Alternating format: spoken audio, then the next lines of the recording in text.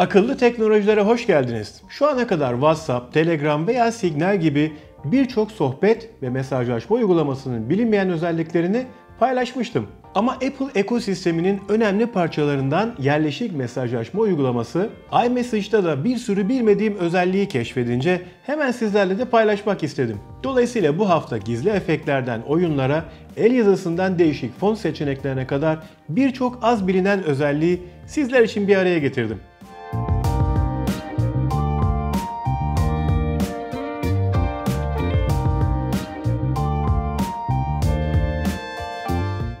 Tekrar merhabalar. Umarım keyfiniz ve hepsinden de önemlisi sağlığınız yerindedir. Kanalda önceden paylaştığım Apple ekosisteminin tamamını kapsayan ipuçlarını, uygulamalarını veya inceleme videolarını hem kartlara hem de aşağıya açıklamalara ekledim. Merakları bu videodan sonra inceleyebilirler. Başlangıcı ise belki de en havalı özellik olan mesaj efektleriyle yapalım. Mesajınızı yazdıktan sonra direkt gönder tuşuna basmak yerine bu tuşa uzun süreli bastığınızda karşınıza balon ve efektler olmak üzere iki farklı sekme çıkıyor. Eğer balonu seçerseniz efekt sadece konuşma balonuna uygulanıyor. Burada kullanabileceğiniz seçenekler görünmez mürekkeple konuş, hafifçe gönder, sertçe gönder veya çarpma ile gönder gibi efektler. Benim favorim görünmez mürekkeple gönderme seçeneği çünkü başta okunamayan gizemli bir yazı veya fotoğraf geliyor ve mesaj siz sadece üzerinde gezdiğinizde görülebiliyor. Bence etrafınızdaki meraklı gözlerden korunmak için son derece faydalı bir yöntem.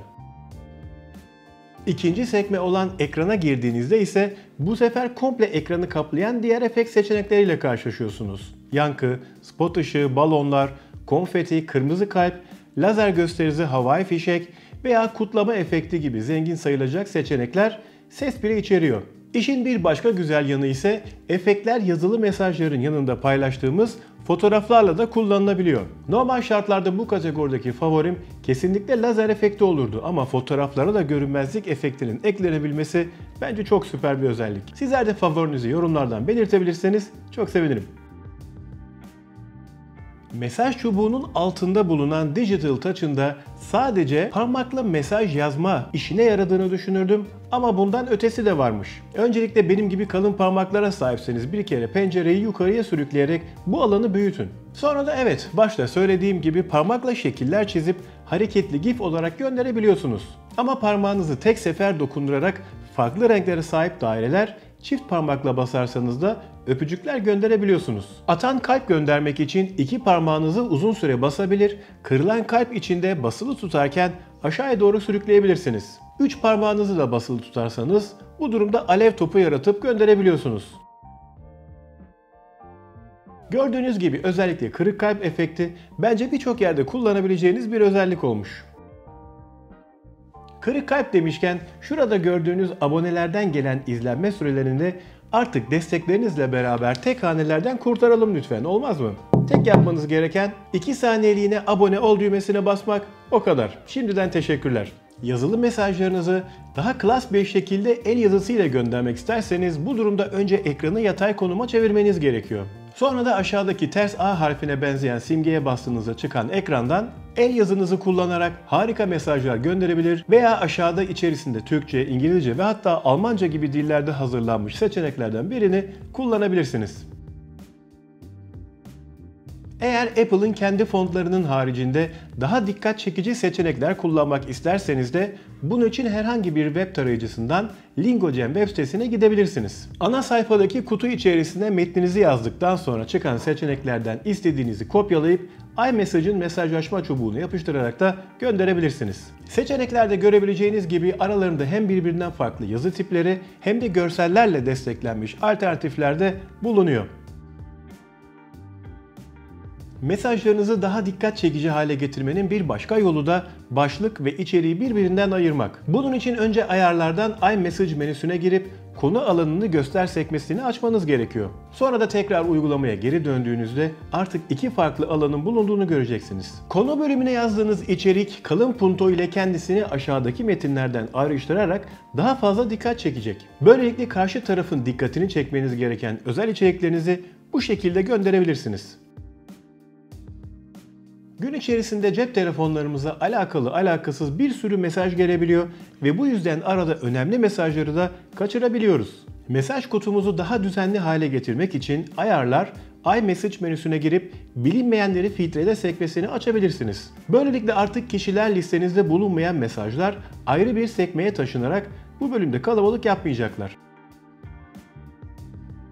Mesaj çubuğunun hemen altında bildiğiniz gibi aslında hepimizin göz ardı ettiği birçok uygulama seçeneği var.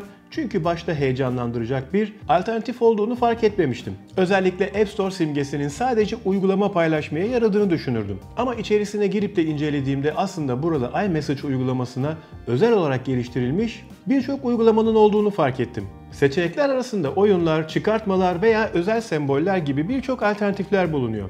Benim favorilerim Game Pigeon ve kamyon arkası yazıları. Bence kesinlikle incelemeye değer. Şimdi de karşı taraftan gelen mesajlara memojiler ile nasıl karşılık verebileceğimize bakalım.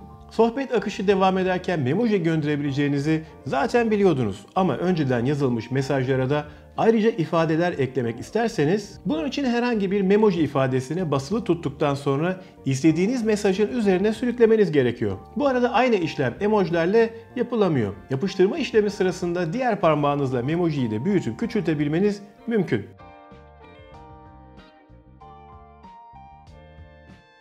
Sıradaki maddeye dikkat. Çünkü karşı tarafa fotoğraf gönderirken gereğinden fazla özel bilgilerinizi gönderiyor olabilirsiniz. Apple böyle bir hatayı nasıl yapmış bilmiyorum ama iMessage'den herhangi bir fotoğraf gönderdiğinizde ve karşı taraf bunu galerisine kaydettikten sonra yani info sekmesine basarsa haritalar uygulamasından tam olarak konumunuzu görebiliyor. Daha doğrusu fotoğrafın konumunu görebiliyor. Bunu engellemek için ayarlar, gizlilik, konum servislerinden kameraya girip konum erişimine izin veri asla olarak değiştirebilirsiniz. Eğer burayı benim gibi sürekli kapalı tutmak istemezseniz de sadece çekeceğiniz fotoğrafı karşı tarafa gönderene kadar kapalı tutup sonra tekrar açabilirsiniz. Aklınızın bir köşesinde bulunsun. Gün içerisinde sıklıkla iletişime geçtiğiniz kişileri sürekli yazışmalar arasından aramamak için yukarıya sabitleyebilirsiniz.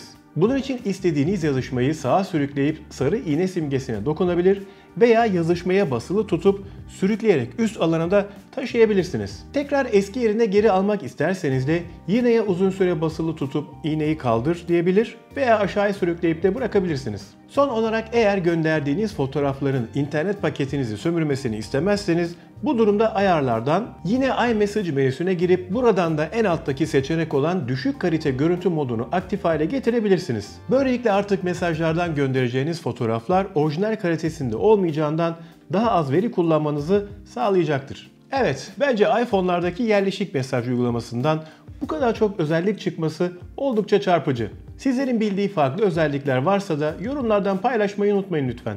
Bir de videoyu buraya kadar izleyenler arasından abone olmayanlar varsa öncelikle abone ol düğmesine bassın lütfen. Ek olarak videoya bir beğeni ve yorum da süper olur. Teşekkürler. Haftaya farklı bir içerikte veya önceden paylaştığım teknoloji dolu diğer içeriklerimde görüşene kadar kendinize çok iyi bakın. Görünmez mürekkep sadece parmakla mesaj sadece parmakla mesaj yazma çubuğunun altında bulunan digital Allah Allah gene söylemedik. Sadece parmakla mesaj yazma sadece parmakla mesaj yazma mesaj çubuğunun altında bulunan digital yazılı mesaj diyoruz gene veya özel semboller